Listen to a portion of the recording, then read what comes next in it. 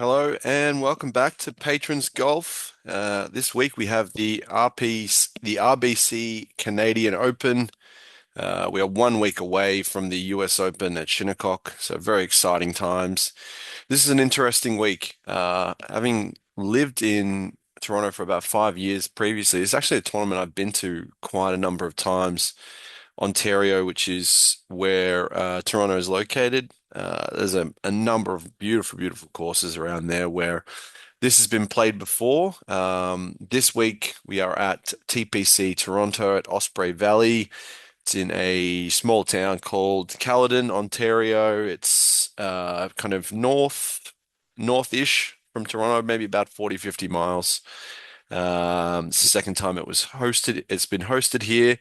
To be honest, it's not a venue I've been to previously, but yeah, I think last year we saw an interesting event. Looked fairly gettable from the most part, which is probably not usually something you usually say from a course with only two par fives, being the first and the 18th. But yeah, it's an interesting track. So it was originally a kind of a wide playable parkland layout. There's a renovation done in 2023 by Ian Andrew to kind of transform it to, I guess, more of a more demanding test. I guess in conjunction with the PGA Tour, kind of to, I guess, host this event. So the course was lengthened, fairways were tightened, some bunkering was repositioned, and the green complexes were kind of made a little bit more demanding.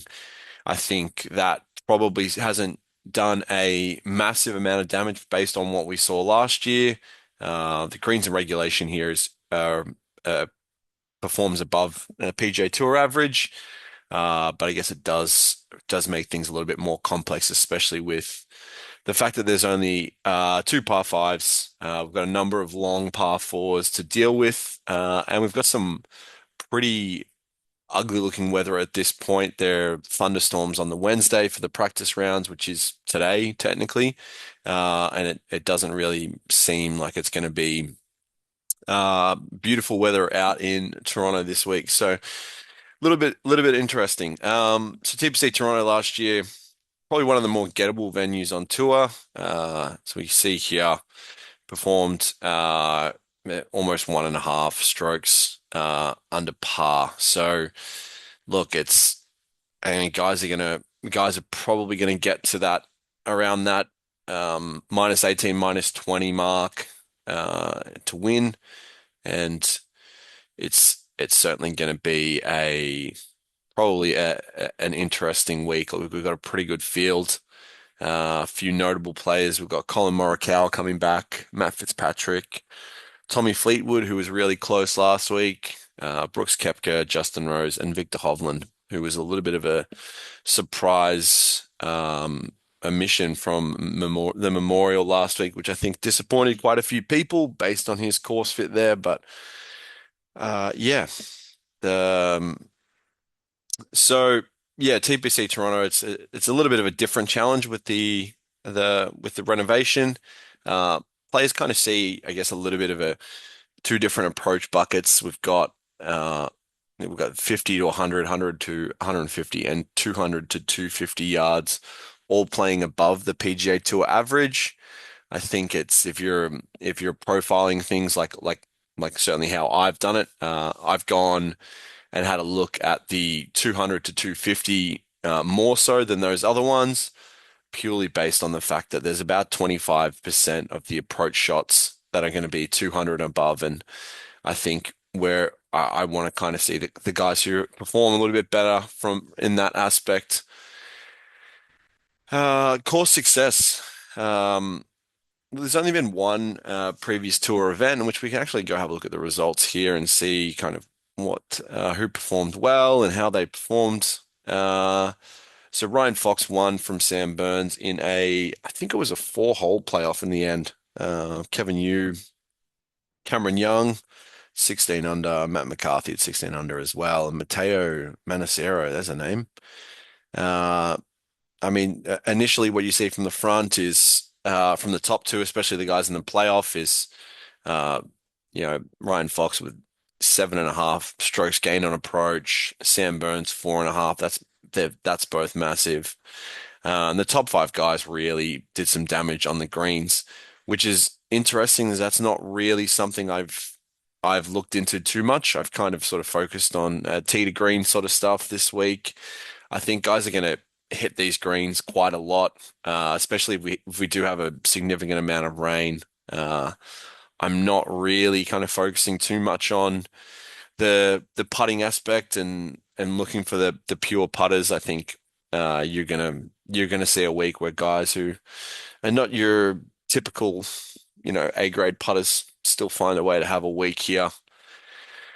This week, my key stats for success. Look, I've gone with a pretty straightforward approach. Based on the fact that we've had one PGA Tour event here previously, and we are facing a really tough, I guess, a tough forecast in terms of weather. Like we're probably looking at some delays at some point, and I just think that that will kind of bring in certain players to play that we probably wouldn't profile well going into it.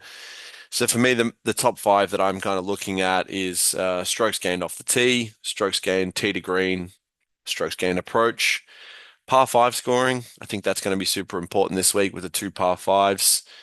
If we're if we're factoring in that, -18, -20 is going to be roughly the winning score, you need to do damage on those two par fives. That's kind of a non-negotiable. So I think that's important. And yeah, kind of what I touched on before about the approach from 200 plus. I think with 25% of approach shots last year from were in the 200 to 250 range.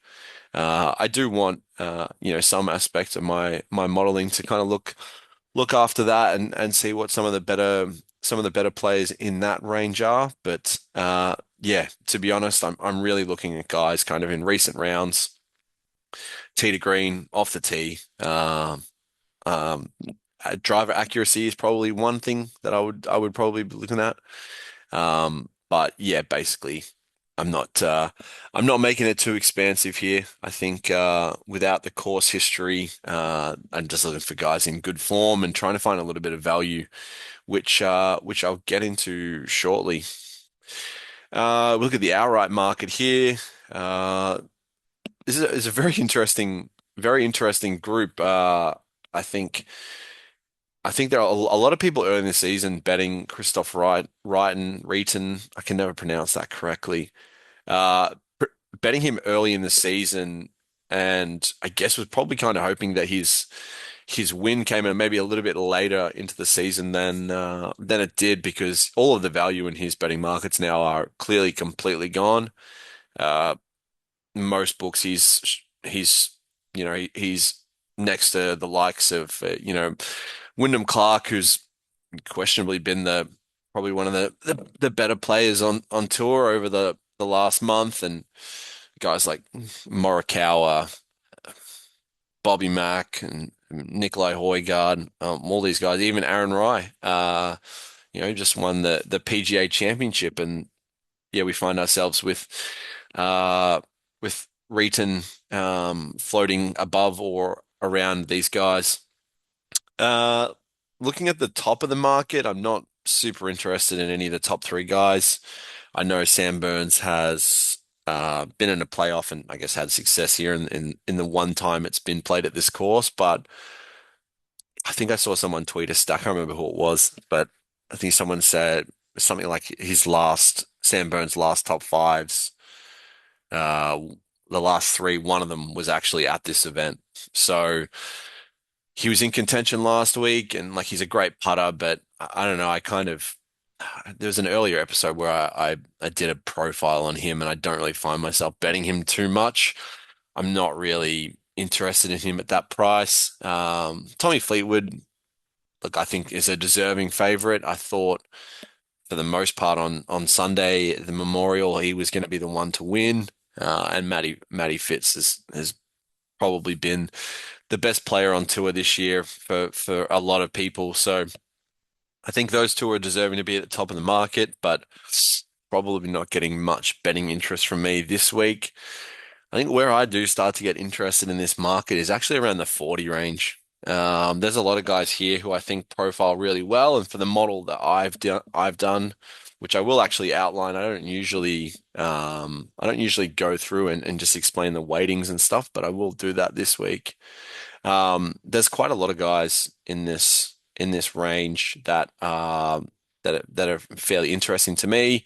Justin Rose is one, Højgaard is another, Aaron Rai is another one who ticks a lot of boxes in terms of his driver accuracy and the approach buckets. Even someone like Jacob Bridgman, whose form has kind of fallen away from what the early part of the season was, but I think there's some signs that he might be he might be turning things around. But I will go into the player profiles now. I might actually go into the, I guess how I've modeled it this week. Bear with me here.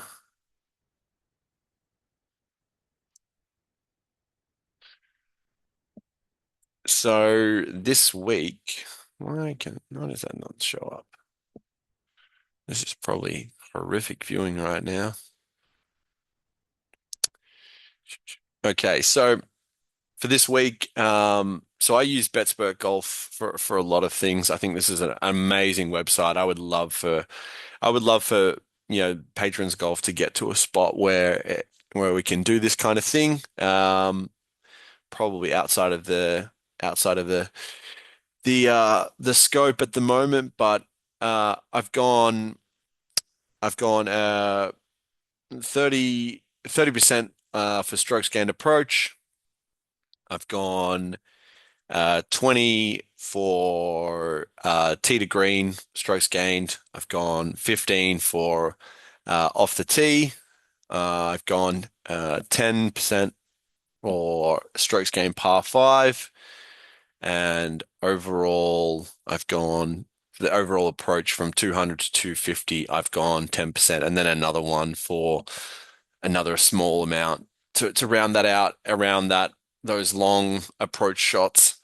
And the main three guys that I kind of am looking at this week. So two of them, I've gone with my numbers one and two, and based on those models, I should point out all of these are based on recent form. I'm only really looking at kind of like the last month and a half of golf. Uh, which you know what, like there are some weeks where I kind of look at longer form, but yeah, for the most part, I wanted guys who are coming into this with good form, especially as we're going towards the US Open.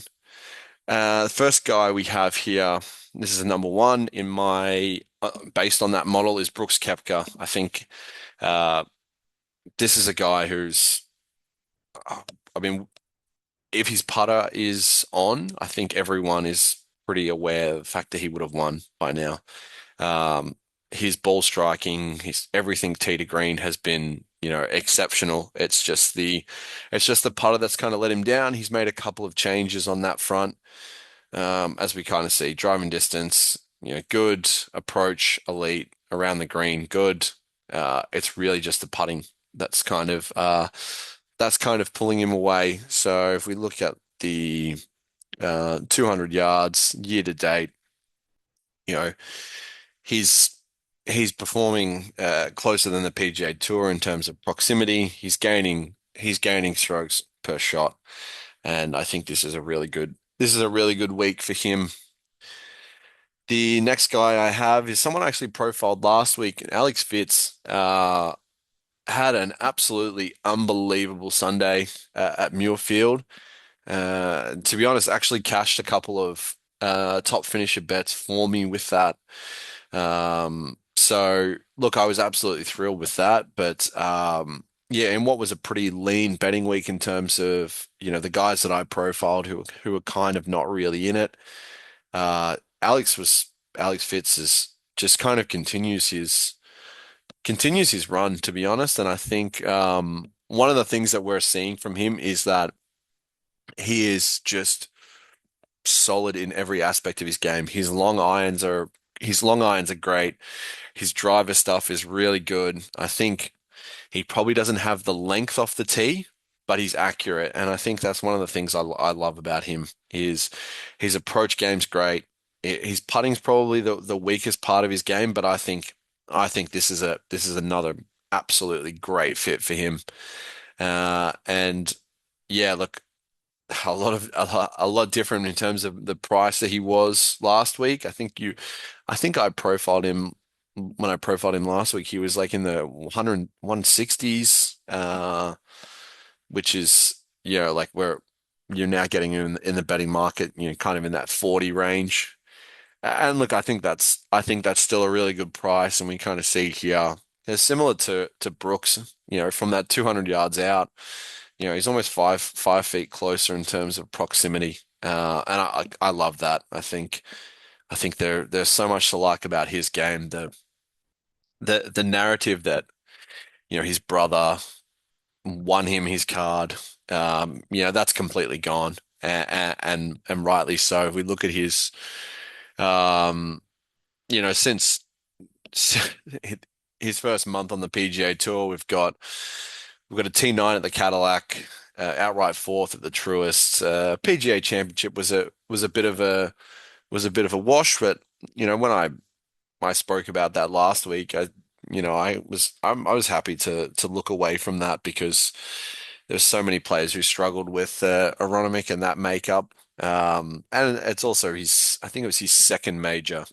So you can forgive a guy who's just been through, probably a significant amount of, emotional roller coaster in the last, month or two. Uh, but backs it up with the T6 at Memorial, in completely brutal conditions, for some parts of the weekend. So I'm going back to the well here with Alex. I think he poses, great value, and I think this is someone that wins this year. I can certainly see it happening. Last guy I'm taking here is Michael Brennan. Now, I wanted to take someone, I guess, who is just a pure bomber who is actually kind of starting to trend in the right direction. And he fits that build completely perfectly. In terms of driving distance, there you go. He ranks fifth on tour, which is elite. His approach game is good. Uh, it's the putting and around the green stuff, which sort of isn't great, but you know, with how this course will likely play this week, greens and reg are going to go up. Scrambling percentage is going to go up, and I think this is a week where he potentially, gets away with being, I guess, some of the, probably the, worst performing players on tour from those two aspects. Uh, if I'm looking at if I'm looking at things from like your recent form, like the Charles Schwab was uh was promising to me. I think he had every chance there on the Sunday. Um, Strokes gained 5.5 strokes gained putting, is probably the most impressive aspect to me. His tee to green stuff is really good, and look at the price you're going to get him at in the betting market, which I think is around. Let's see what he was. Yeah, so he's in that 40 range, which, once again, as I said, like there's a lot of guys in this kind of 40 to maybe let's 60. I can see he's 65 on Betfair at the moment, so I'll obviously bet that and not take any of the 45s or 40s on offer here. I just think for someone like that who has such an advantage off the tee, I do think that's someone who does profile pretty well this week. So that'll be my third main play. I'll finish off just going across some DFS stuff and maybe some guys who I think have, a lot of value. The first guy is Dougie Gim. As you can see there, really good salary. Look, the last month has been really solid. He's finished T31 or better since the Houston. And he's another guy who kind of fits, everything that I'm looking for in terms of, I guess maybe a price value and also course fit. His ball striking is trending in the right direction. He's super accurate off the tee. And he'll definitely be someone that I play in the top finishes this week. He's probably one of my favorite value bets. Next guy is kind of in that same price range. Jackson Suba. Recent form's decent. Uh, kind of removing the last round of the Charles Schwab, which was a complete disaster. This is a guy whose approach and kind of tee to green game is really all starting to come together and trending in the right direction in kind of the last three or four events. And at the price he's at, which is I think you'll probably find him and we got like 80s. You can get 100 at Pinnacle, and then hundreds across the board for Suba. They're both really good shots there. And the last guy is, look, it's probably a pretty hard one to get by, but it's Neil Shipley. Look, I think the reason for this play is pretty simple. It's like someone who completely eats off the tee, but he's obviously just qualified for the US Open, via the longest day in golf. And yeah, to be honest, at this price, I'm kind of really just I'm taking a small shot and just hoping that you know what, like his performance the other day does kind of start to kickstart something for him on the PGA Tour. Like his PGA Tour start has just been horrific. So yeah, who knows? Comes into a tournament, maybe feeling a little bit less pressure, having qualified for the US Open, a little bit of confidence, but yeah, three decent value plays there at those salaries or even in the outrights if you're wanting to get involved. But that'll be it. Enjoy the RBC Canadian Open. I wish I was there. One of my favorite times of the year when I lived in Canada was going to this event. And we're a week away from the US Open, which I'm very excited about. There's going to be a lot of content next week, really building for the US Open, for the Open Championship. Thank you for watching, thank you for listening, and we'll see you next week for the US Open prep.